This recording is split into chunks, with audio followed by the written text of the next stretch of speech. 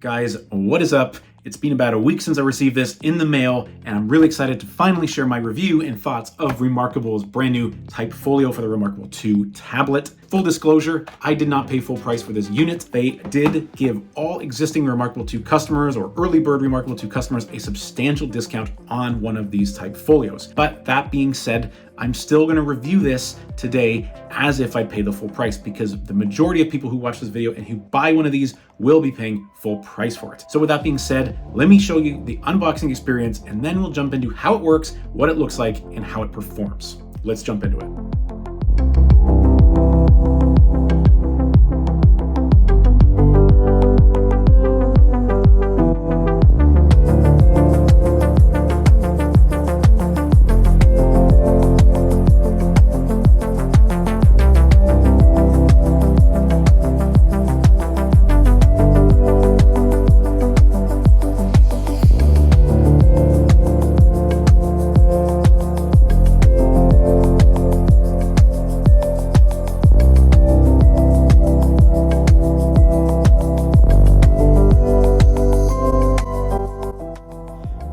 So we've got the Type Folio out of the box.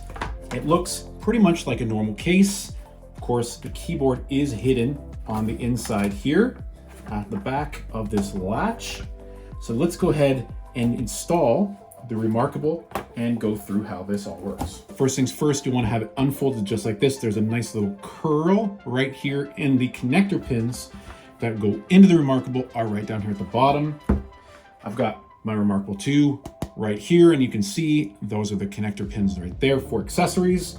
Simply slide it in, click, and done. Now it's going to flip the orientation of the reMarkable, and then I'll be able to start typing on it. First things first, to get into the keyboard, you can kind of finagle it just freehand, but there are two very small little tabs here that you can grab onto and pull up. And when you do that, that activates the keyboard mode, and the keyboard is revealed. Now, you do have sort of this unsightly long bottom part here. You could use it as a resting pad, I guess, but of course you can just go ahead and flip that under and away. And there we go. Our Type Folio and our reMarkable instantly paired, nothing else you need to do. You can just start typing right away and get working on whatever you want to do. All right, so now we've talked about the Type Folio, we've unboxed it, we've got it set up, we kind of know what it's meant for, but let's actually go ahead and use it. Obviously, you open a new document. The first time you connect the Type Folio, it'll actually just present you with a new document, and it also flips the orientation of the screen. Typically, the reMarkable orientation goes the other way, but now it's flipped, which is great for typing. It immediately will put your prompt at the top. Let's just go ahead and type test. You can see that it's a larger font. There's a little 3-bar prompt here. If you touch on that, you then get some different font size choices. So you have a bold, and then you have like a small, and you have a header, and then you've got a bullet point. So that's kind of nice and pretty easy and intuitive to set. As soon as you hit enter, new line, now you can see it's a normal size line of text. So this is great for note taking. If you put a dash and hit space at the start of a line, it'll automatically convert that into a bullet as well, which is great. From a note-taking perspective, it's got everything down pretty well. Now, the other thing you can do is highlight sections of text by double tapping on it. And this is brand new, but you can now bold and italicize right here.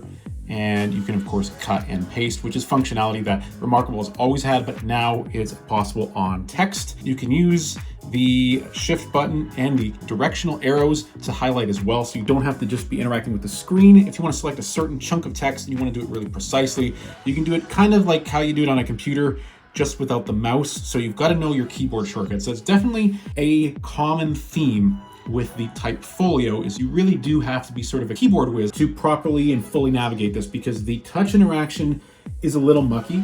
And as soon as you go to use the reMarkable pen, you'd think this would be the perfect input for text, but it immediately switches back to drawing mode. So this is great. Now I can circle this, but I have to click the text setting over there, and then it switches back into the keyboard.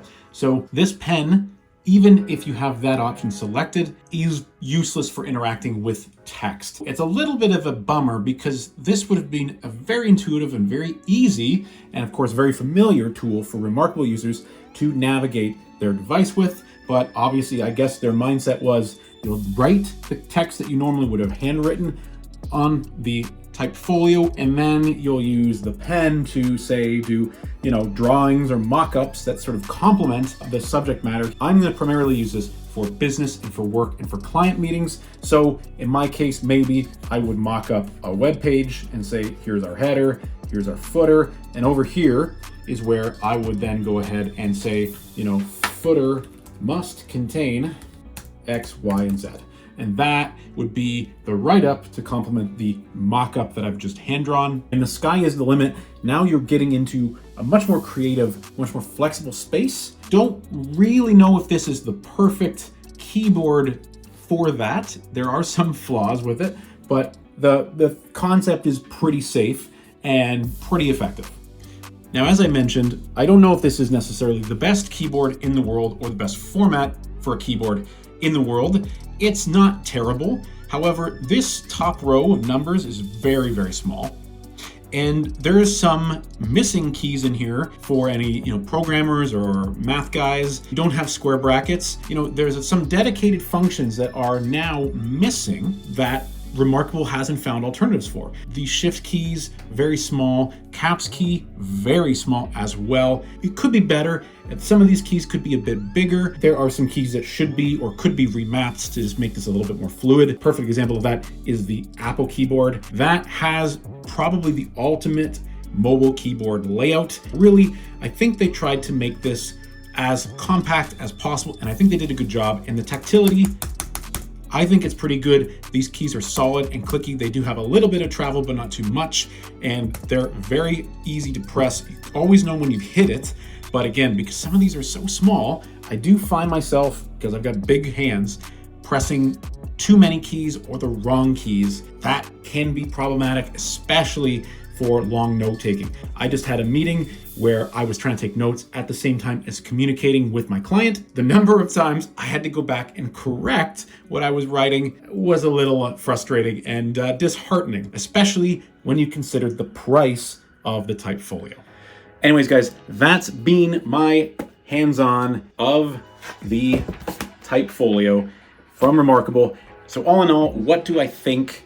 It's a solid case. Is it a good keyboard? Well, it depends. If you've got smaller hands, I think this would probably be a lot easier to get used to and use on a long-term basis than what I've been dealing with. As I mentioned, with my big fingers, I fat finger all the time on this guy. Maybe I'll get more used to it with more use, more time with the device.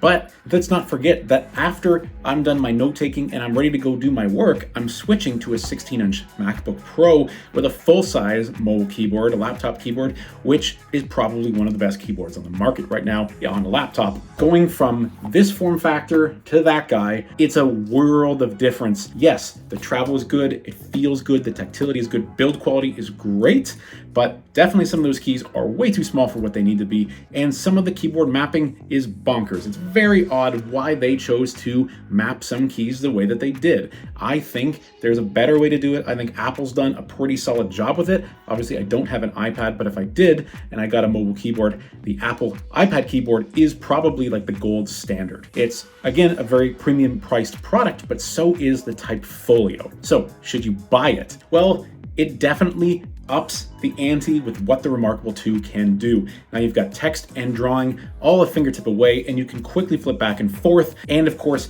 with bold and italic, cut, copy, paste, and all this other functionality going on, you can really start to develop really detailed documents, diagrams.